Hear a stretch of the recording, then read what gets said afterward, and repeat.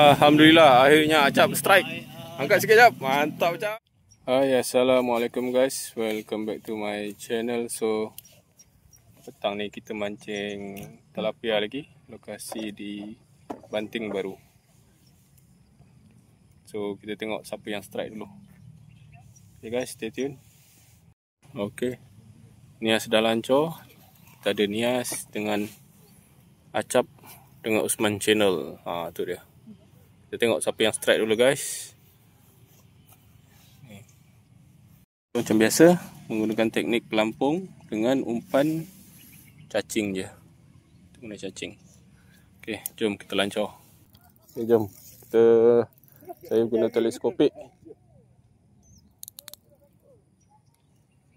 Jom. Kita cuba kat sini guys. Bismillahirrahmanirrahim. Ui, kena kepala ikannya. Lari dia.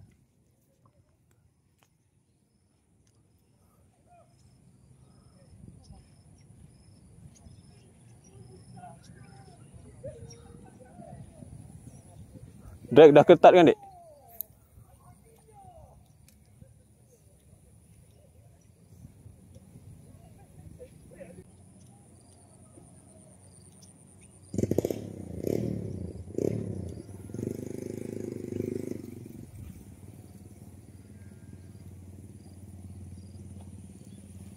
Dapat tu.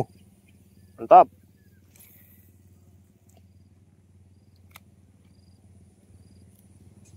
Slow je dek. Sikit je macam papa ni.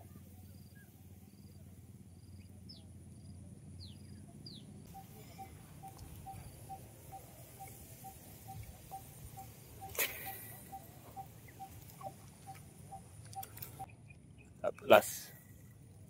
Sekas.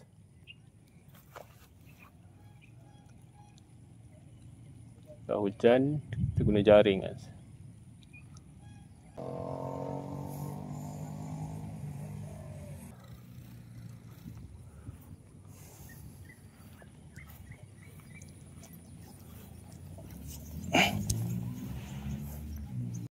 Acap masih kumpul lagi.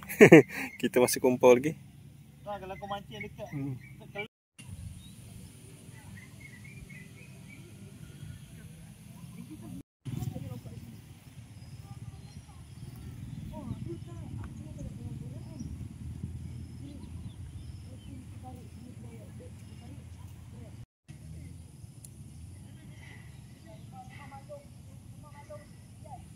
Alhamdulillah, akhirnya Acap strike.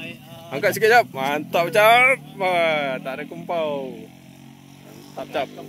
Ikan yang pertama. Oi, saiz besar agak ni. Ekor tu kira baik lah. Acap menyelamat kita. Mantap. Mana ni? Oh, gelap Gelap. Umpan ada lagi. Dia makan terus Acap ambil.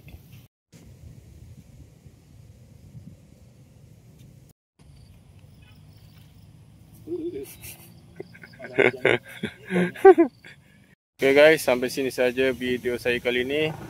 Saya kumpau. Acap ada strike seekor. So hari ni alhamdulillah rezeki ada seekor lah. Acap strike seekor tadi. So jumpa next video. Terima kasih kerana menonton. Jangan lupa like, komen dan subscribe. Jumpa lagi. Assalamualaikum. Bye bye. Bye bye guys. Okay tu dorang tengah last lancor. Okay, jom. Jumpa lagi guys. Hujan pun dah turun ni. Alright. Bye bye.